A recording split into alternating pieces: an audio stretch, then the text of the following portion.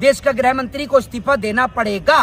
वो सदन में आ ही नहीं रहे, मोदी जी भी नहीं आ रहे। डरपोक हैं, कहां से आएंगे? डरपोक हैं। प्रधानमंत्री जब बच्चों का आंदोलन चल रहा तो उसको प्रेस कॉन्फ्रेंस करनी चाहिए, मीडिया के सामने आना चाहिए। रील बना रहा है, वीडियो, उससे संदेश भेज रहा है। अरे प्रेस कॉन्फ्रेंस करो, बच्चों के बीच आओ। वहां विदेश में तो बड़े लंबे लंबे छोड़ के आते हो, लपेटनी मुश्किल हो जाती है। यहाँ पर भी छोड़ दो थोड़ी बहुत। कभी जनता के बीच में आकर जनता से बात तो करो। माना कि आप मोदी जी अपना घर परिवार छोड़ के बैठे हो, मन की बात करने के लिए आपके पास कोई नहीं है, लेकिन उस मन की बात को छोड़कर कभी जन की बात भी कर लो। सबसे बड़ा झूठा तो वो खुद ही है। उससे बड़ा कोई झूठा है जिसको ये नहीं पता कि ट्रिलियन में जीरो कितनी होती है? अब तो पता कर ले। जिसने तुझसे सवाल पूछा था वो भी भाजपा में आ गया, उससे ही पूछ ले अब कि ट्रिलियन में कितनी जीरो होती हैं। दूसरी बात ये कि इनसे बड़ा झूठा और बहरूपिया कौन है? ये वही संबित पात्रा है। नहीं अंजना जी 1 मिनट, नहीं अंजना जी 1 मिनट। अरे क्यों नहीं देना चाहिए गृह मंत्री को इस्तीफा? बच्चों के ऊपर लाठियां चलवाएंगे, बच्चों के ऊपर AK-47 तनवाएंगे।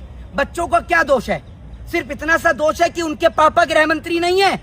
अगर इनके भी पापा गृह मंत्री होते तो जैसे अमित शाह का बेटा बिना क्रिकेट खेले BCCI से ICC में पहुंच गया तो ये लोग भी ICC में पहुंच गए होते। लेकिन अगर वहां पर आप मुलायम सिंह यादव को कहते हैं तो फिर यहाँ पर भी जिम्मेदार देश का गृह मंत्री है। और जब से गृह मंत्री के इस्तीफे की चर्चा चली है, गृह मंत्री और प्रधानमंत्री नरेंद्र मोदी दोनों सदन छोड़कर गायब हैं। देखिए एक चीज मैं आपको बता दूं, भारतीय जनता पार्टी पहचानी और जानी जाती है अपने झूठे वादों की वजह से ही।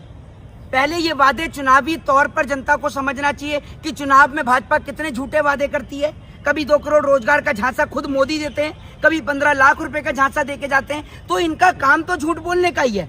इनकी पार्टी सिर्फ झूठ पर ही टिकी हुई है। और बड़ी बात यह है कि जिस तरीके से देश भर के अंदर छात्रों के ऊपर अब मुकदमे दर्ज हो रहे हैं, छात्रों को गिरफ्तार किया जा रहा है, इसका मतलब ये है कि ये डेमोक्रेसी का हनन है।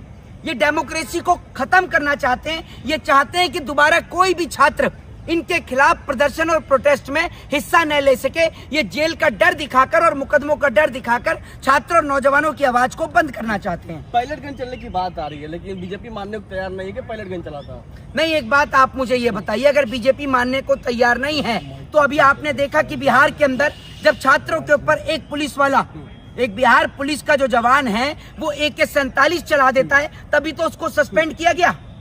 आप मुझे बताइए, तभी तो उसको सस्पेंड किया गया। दूसरी बात ये है कि सबसे बड़ी बात ये कि जिस तरीके से छात्रों के ऊपर बेरहमी से सड़क पर गिरा कर लाठी और डंडे मारे गए, महिलाओं के प्राइवेट पार्ट में पुलिस ने डंडे तक करे, लेकिन पुलिस के ऊपर कोई कार्रवाई नहीं हुई। लेकिन अगर नौजवानों ने कुछ थोड़े अपशब्दों का प्रयोग कर दिया तो नौजवानों के ऊपर मुकदमे दर्ज हो गए। मैं पूछना चाहता हूं कि वो भारतीय जनता पार्टी के अंधभक्त जिन्होंने प्रधानमंत्री से भी बड़े राष्ट्रपिता महात्मा गांधी को लेकर अपशब्दों का प्रयोग किया, क्या उनके ऊपर भी दिल्ली पुलिस NSA लगाएगी? क्या उनके ऊपर भी दिल्ली पुलिस मुकदमा लगा के उन्हें जेल में बंद करेगी? जिस तरीके से आपने छात्रों को बंद किया और छात्रों के प्रोटेस्ट को खराब करने के लिए जो भाजपा के अंधभक्त वहां पहुंचे, क्या उनके ऊपर भी मुकदमा लगेगा? बताइए आप मुझे। वो तो लगातार अपशब्दों का प्रयोग करते हैं विपक्ष के नेताओं के खिलाफ। इसके जिम्मेदार कौन है? लाठीचार्ज हुआ, पायलट गन चला, गृह मंत्री कौन है? गृह मंत्री, अगर गृह मंत्री इसका जिम्मेदार नहीं है और आप ये कहते हो कि भैया SDM DM से हम परमिशन लेकर ये काम होता है, तो फिर आप क्यों कहते हो कि अयोध्या के अंदर राम मंदिर के ऊपर जो गोली चलवाई थी वो मुलायम सिंह यादव ने चलवाई? फिर तो उसका जिम्मेदार सीधे तौर पर वो निपेंद्र मिश्रा है।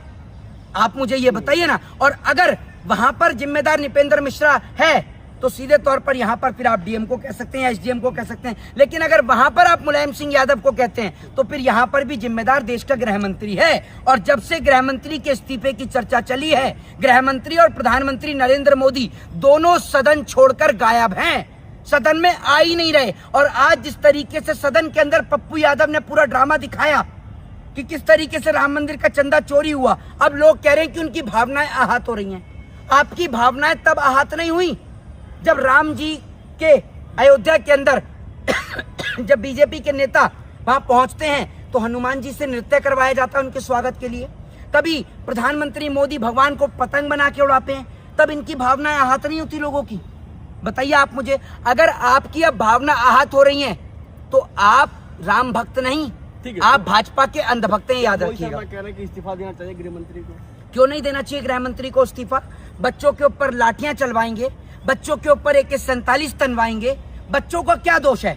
सिर्फ इतना सा दोष है कि उनके पापा गृह मंत्री नहीं है। अगर इनके भी पापा गृह मंत्री होते तो जैसे अमित शाह का बेटा बिना क्रिकेट खेले BCCI से ICC में पहुंच गया, तो ये लोग भी ICC में पहुंच गए होते। तो इनका दोष सिर्फ इतना सा है कि इनके पिताजी गृह मंत्री नहीं है, और जयशाह के पिताजी गृह मंत्री हैं, इसलिए उनका बेटा ICC में बैठ गया। बताइए आप मुझे, कल को तो आप हमारे ऊपर भी मुकदमा ला के हमें भी जेल में डाल देंगे सिर्फ इस वजह से कि हमने गृह मंत्री के खिलाफ बोला। ठीक है, संबित पात्रा बीजेपी के नेता प्रेस कॉन्फ्रेंस करके कहते हैं कि कहीं भी पायलट गन चलाने वाली बात नहीं है, झूठ फैला रही है कांग्रेस और तमाम विपक्ष के लोग। सबसे बड़ा झूठा तो वो खुद ही है। उससे बड़ा कोई झूठा है जिसको ये नहीं पता कि ट्रिलियन में जीरो कितनी होती हैं? अब तो पता कर ले। जिसने तुझसे सवाल पूछा था वो भी भाजपा में आ गया, उससे ही पूछ ले अब कि ट्रिलियन में कितनी जीरो होती हैं। दूसरी बात ये कि इनसे बड़ा झूठा और बहरूपिया कौन है? ये वही संबित पात्रा है। नहीं अंजना जी 1 मिनट, नहीं अंजना जी 1 मिनट। अरे भैया, खुद पब्लिक ने देखा, जनता ने देखा कि आपने बिहार में बच्चों पे AK-47 तनवाई, और AK-47 चलाने वाले को सिर्फ सस्पेंड। एक और जिस संजय दत्त ने AK-47 रखी, उसने कई सालों तक जेल की सजा काटी, और इनके बिहार जवान ने AK-47 से फायरिंग भी कर दी और खाली सस्पेंड किया।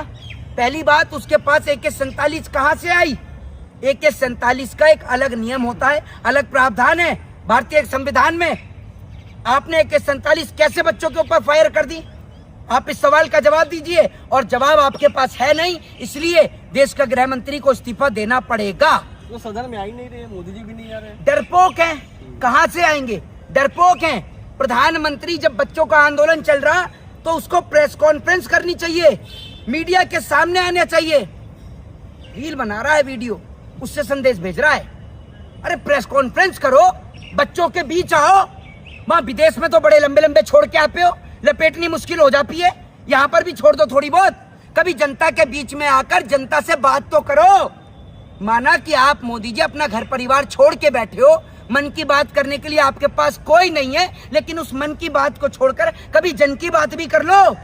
जनता के बीच आकर, जैसे अखिलेश यादव, राहुल गांधी और तमाम नेता प्रेस कॉन्फ्रेंस करते हैं, आप कभी आइए तो प्रेस कॉन्फ्रेंस करने। गोदी मीडिया से अलग हटकर कोई तो ईमानदार पत्रकार आपसे टकराएगा जो आपको करण थापा की तरह दोबारा पानी पिलवाएगा, ये याद रखिए। और ऐसे अब देश में हजारों लाखों पत्रकार हैं। जेएनजी के बारे में क्या कहेंगे? लोग कह रहे हैं कि सरकार जेएनजी से डर गई, बैकफुट पे आ गई। सरकार नौजवान से, किसान से, सबसे डरती है। सरकार तो देश के संविधान से भी डरती है, तभी तो संविधान में संशोधन करती फिरती है। सरकार हर चीज से डरती है। ये डरपोकों की सरकार है, जो सरकार ज्यादा दिन चलेगी नहीं। जय हिंद, जय संविधान।